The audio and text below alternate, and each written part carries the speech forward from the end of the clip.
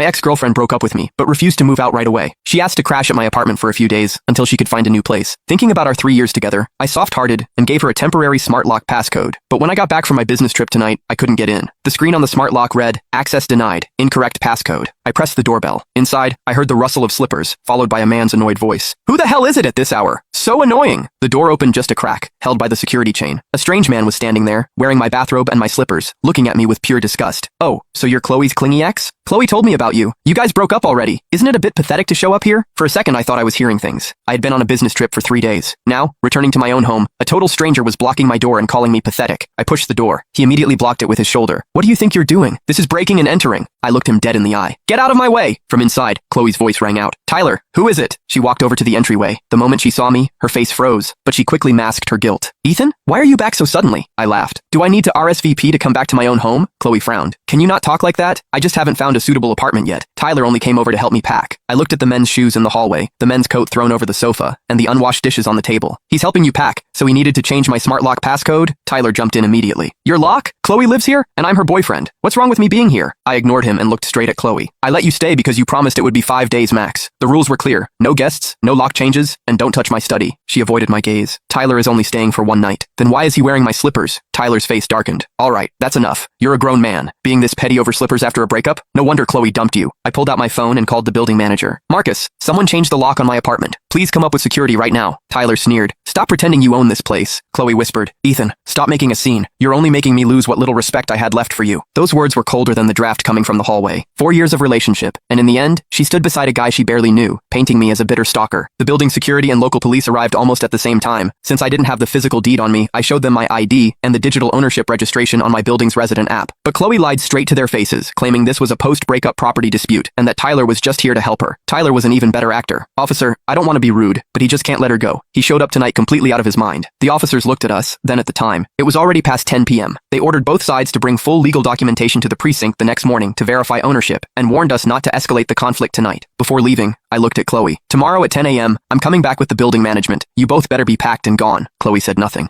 Tyler stood inside the doorway, giving me a smug, arrogant smile. "Sure, see you tomorrow." I turned and stepped into the elevator. Before the doors closed, I saw Chloe shut the door, and Tyler's hand naturally slid around her waist. At that moment, I didn't feel sad. I just felt sick. Not long after I checked into a hotel, my phone buzzed. A notification from my smart lock app popped up. "Admin permissions updated. New admin name, Mr. Tyler."